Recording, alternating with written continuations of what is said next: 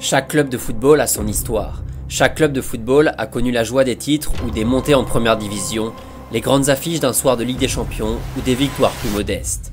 Chaque club a forcément quelque chose à vous raconter, de sa création pour la plupart au début du XXe siècle, à son statut d'aujourd'hui. Un parcours propre à chacun avec ses grandes victoires et ses plus grandes désillusions. Ces joueurs de légende adulés par les supporters et ces entraîneurs mythiques qui nous rendraient parfois un peu nostalgiques.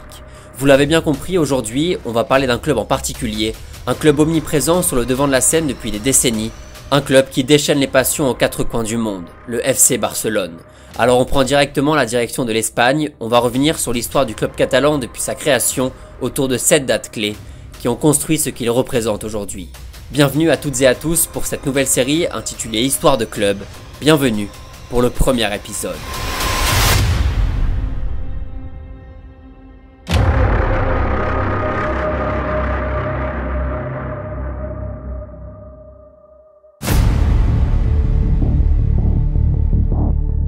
Le Football Club Barcelona est officiellement créé le 29 novembre 1899 par Hans Gamper, un homme d'affaires suisse grand amateur de football.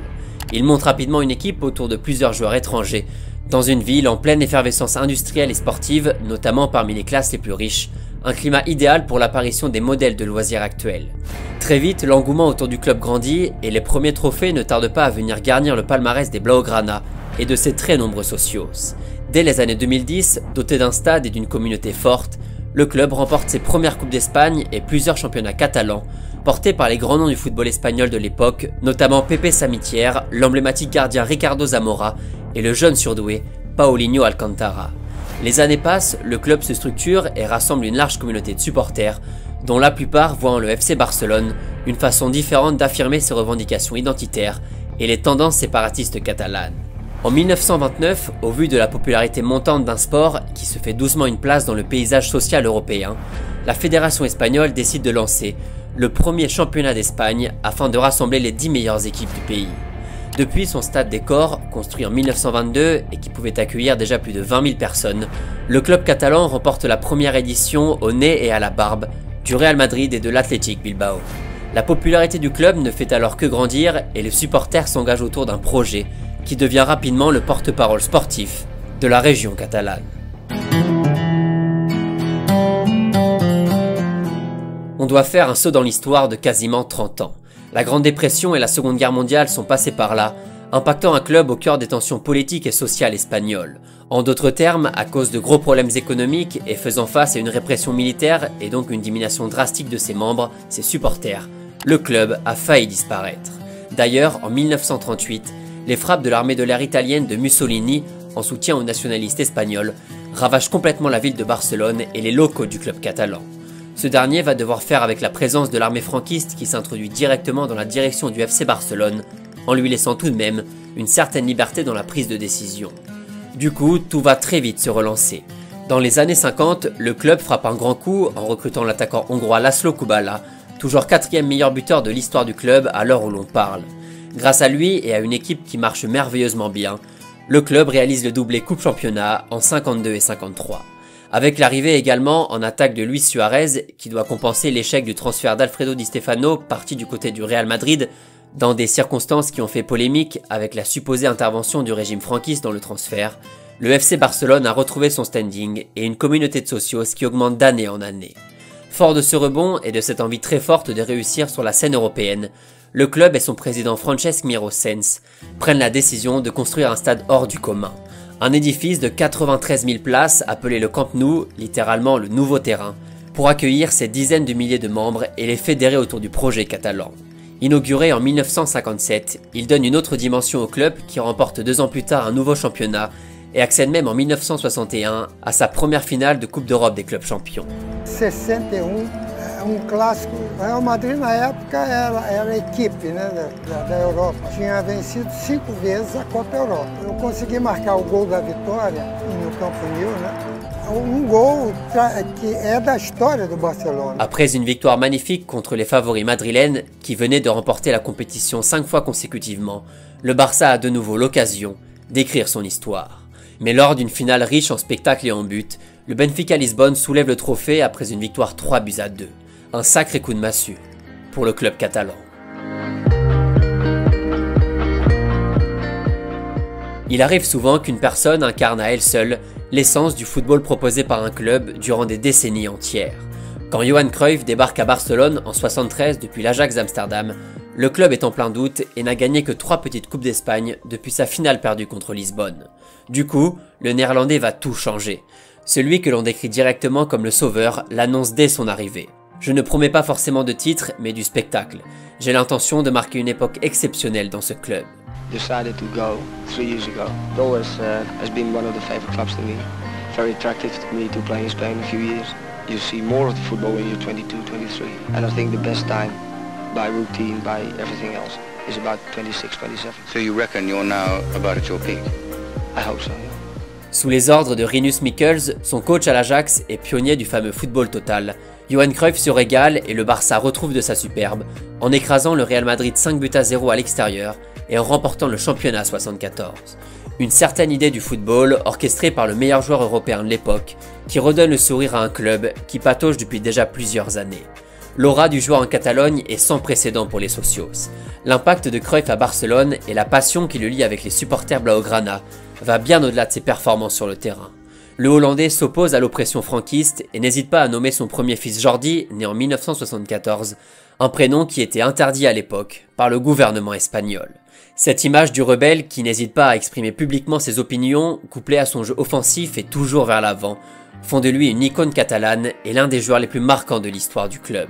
Quiero decir que no se puede evitar o politizar. Estas banderas que hay, por ejemplo, hace un año, 2 años, el día que llevo yo aquí de capitán, significa muchísimas cosas y sobre todo que la gente lo ve para los colores y la gente lo ve. Y creo, son pequeñas cosas, pero para mí que vale mucho.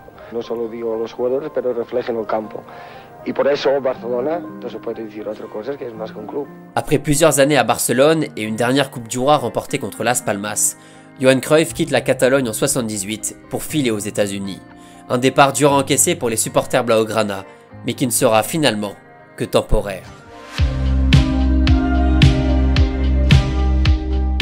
La même année, le Barça et son nouveau président Josep Luis Núñez, élu démocratiquement suite à la fin du régime franquiste en Espagne, décident de lancer la Masia, le nouveau centre de formation du club, avec un double objectif.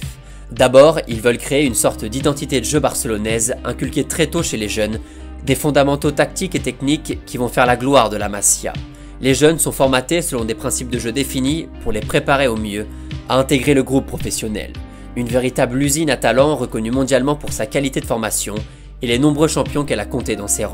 Recuerdo muy lindo de todas las tardes pasar con todos los chicos que estaban en la misma situación que yo, lejos de sus familiares y con el sueño de llegar a la primera división, la verdad que eran momentos muy lindos. En 2010 par exemple, lors de la finale de la Coupe du Monde remportée par l'Espagne, 6 des 11 titulaires de la Roja étaient issus du centre de formation barcelonais, un record qui n'est pas près d'être battu.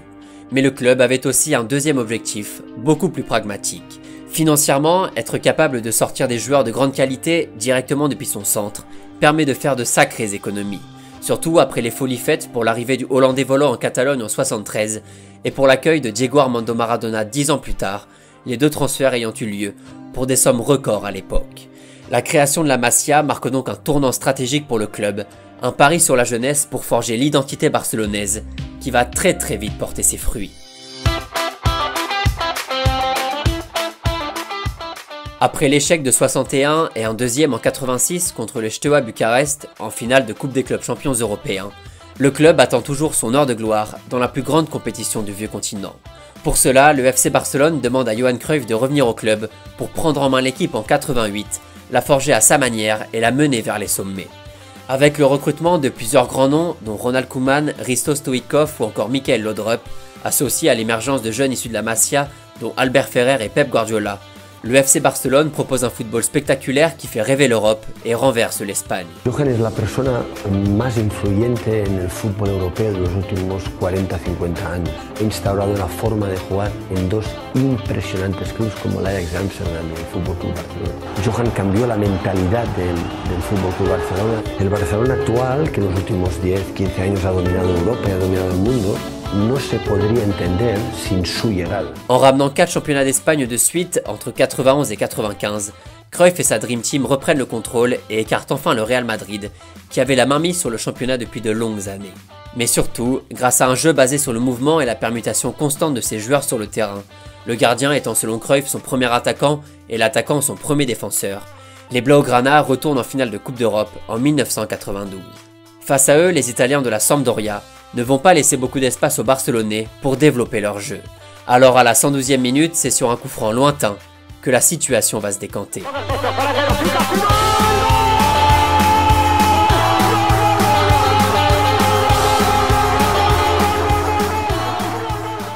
Grand spécialiste de la discipline, Ronald Koeman envoie un parpaing côté ouvert qui offre au club sa première Coupe des clubs champions européens et récompense une équipe à l'image de son entraîneur. Sabíamos de la trascendencia histórica que luego tuvo ese título dentro de la historia del Barça. Yo creo que Wembley en este momento es una palabra en el diccionario del Barça con letras mayúsculas. La consécration enfin pour le club catalan, de quoi faire rêver les supporters pour la suite des événements. Lors de la saison 99, le club barcelonais fête ses 100 ans et peut compter à l'époque sur une bien belle équipe pour fêter cette occasion. Rivaldo au Ballon d'Or est accompagné par Luis Figo et Patrick Kluivert devant, avec Luis Enrique, Guardiola ou encore Xavi derrière. Des noms qui nous font vite comprendre que le football à Barcelone, ça se transmet de génération en génération. Après le passage express du Brésilien Ronaldo, qui a permis à l'équipe de gratter quelques trophées, dont la Coupe d'Europe des vainqueurs de coupe contre le PSG, l'équipe remporte tranquillement la Liga, pour la deuxième année consécutive. Malheureusement, les Barcelonais ont beaucoup de mal à enchaîner. Depuis la défaite sévère en finale de la Ligue des Champions 94 contre l'AC Milan, le club a du mal à relancer la machine en Europe et ne retrouve plus le chemin des finales de la compétition pendant une grosse décennie. La période des Saviola, des Riquelme, des Mendieta, des noms qui respirent le romantisme du début des années 2000, mais avec qui le Barça n'a jamais rien gagné. Une traversée du désert qui oblige le club à se restructurer à la fin de la saison 2003. Nouveau président, nouvel entraîneur et surtout nouveau chef d'orchestre, un pari pour relancer la ferveur et la machine catalane.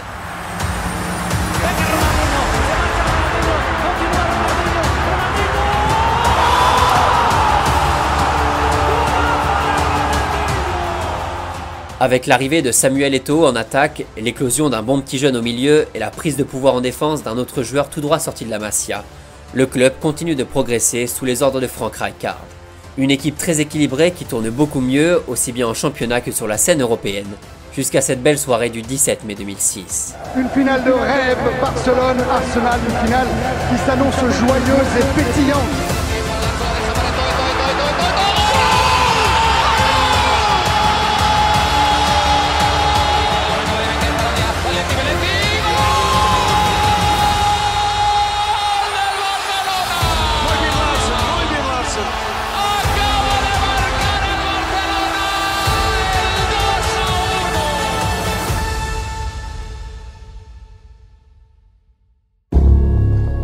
Nous voilà donc en 2011, un arrêt temporel obligatoire quand on parle de l'histoire et du patrimoine du FC Barcelone de l'ère moderne.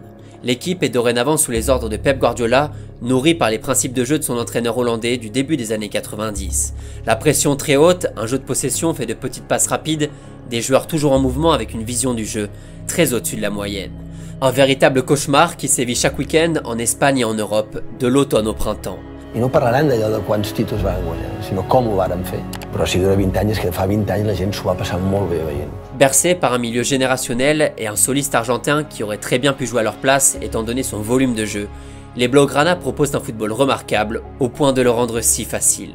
La quintessence du jeu barcelonais, un schéma en forme d'héritage laissé par El Flaco, si bien transmis par Pep Guardiola.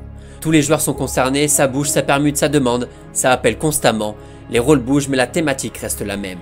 Priver l'adversaire du ballon et exploiter le moindre espace disponible. Après la 3e victoire du club en Ligue des Champions en 2009, année de tous les records puisque le Barça remporte absolument tout, les protégés de l'Espagnol se hissent une nouvelle fois en finale après avoir écarté le rival madrilène en demi.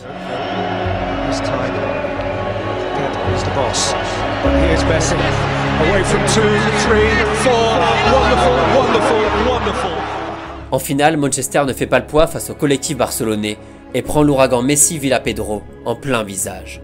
3-1 score final, le désormais fameux tiki-taka a de nouveau vaincu l'Europe. Cette identité de jeu reflète l'essence même du FC Barcelone depuis les années 70 Et tout ce qui est inculqué dans les catégories jeunes a permis au club et à la sélection espagnole de prospérer pendant quelques années. C'est formidable, Arsène, avec Vicente. On n'a pas connu Pelé, mais on est fiers de voir ce Barcelone cette année-là, parce que c'est exceptionnel. Depuis cette finale remportée et le nouveau titre européen en 2015 avec la MSN dans ses rangs, le club a eu du mal à retrouver sa dynamique et l'ADN de son jeu collectif. Entre les éliminations un peu salées en Ligue des Champions, les transferts ratés et le départ en retraite de plusieurs légendes du club, les supporters ont connu des moments compliqués, mais le club a toujours su profiter d'une grosse communauté de fans.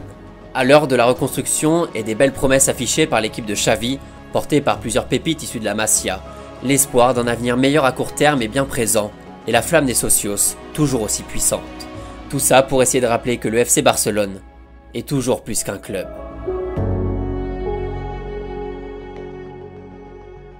Voilà, j'espère que ce format vous a plu, que vous avez appris des choses sur l'histoire du club. Il y a évidemment plein d'autres choses à raconter, mais en 15-20 minutes et avec 7 dates importantes, c'est compliqué d'en dire plus. N'hésitez pas à me dire si vous avez des idées pour le prochain club à traiter ou même pour un autre format. Sur ce, je vous dis à lundi prochain à 18 h pour une nouvelle vidéo.